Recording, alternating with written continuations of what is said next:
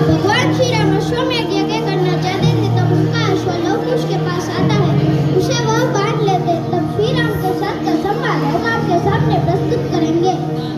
बालक, हम तुम्हारे सारे अपराधों को क्षमा करेंगे। ये यज्ञ का अश्व हमें लौटा दो, हम तुम्हें कोई दंड नहीं देंगे। युद्ध में हमें पराजित कीजिए और घोड़ा ले जाइए। और ये भी याद रखिए, अगर घोड़ा लिए बिना चले गए तो समस्त विश्व में अपयश फैलेगा। तुम्हारे गुरु जी ने तुम्हें कोई तंत्र विद्या सिखाई है? क्यों? जो कार्य तुमने किया है वो अवश्य दंड देने योग्य है, परंतु तुम्हें देखकर हमारे मन में न तो दंड देने की इच्छा हो रही है न तो युद्ध करने की।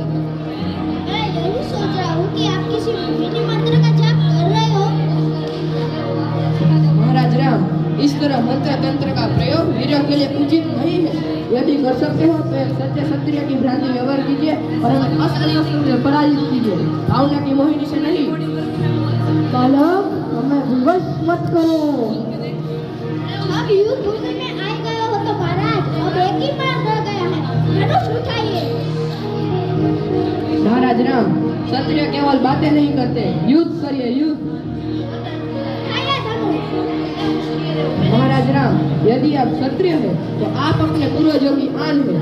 आप युद्ध भूमि में सारी मोह ममता का त्याग कर एक वीर क्षत्रिय की भ्रांति व्यवहार कीजिए और अपना धनुष उठाइए। बालक, हमें यह मत कह दो कि हम विवश हो जाए।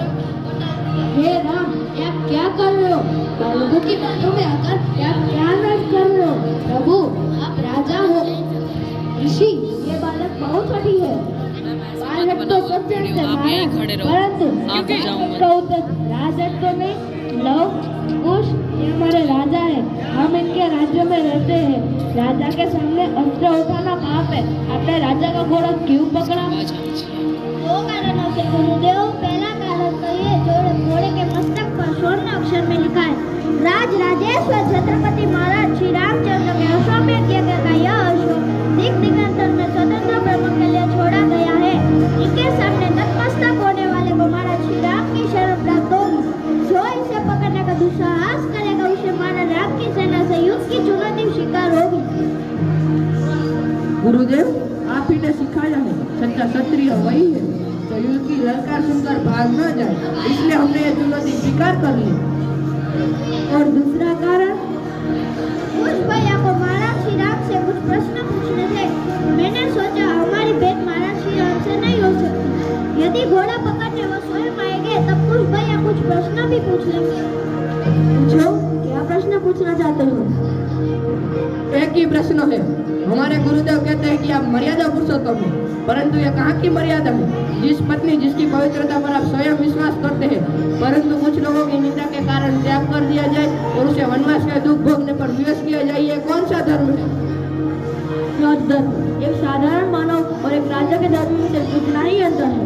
एक साधारण मानव का प्रथम धर्म होता है अपनी पत्नी, बच्चे, माता पिता, सगे संबंधों की रक्षा करना, उन्हें सुख पहुंचाना और कठिन समय में उनका साथ देना। परंतु जब वही मानव राजमुकुट बनकर राजा बन जाए तो उसका प्रथम धर्म होता है प्रजा का हित और सारे कर्म प्रजा मत के आगे होते हैं। यही उसका प्रथम और आखिरी धर्म होता है। तो इसका अर्थ यह है कि यह अन्याय आपने नहीं बल्कि अयोध्या की प्रजा ने किया है।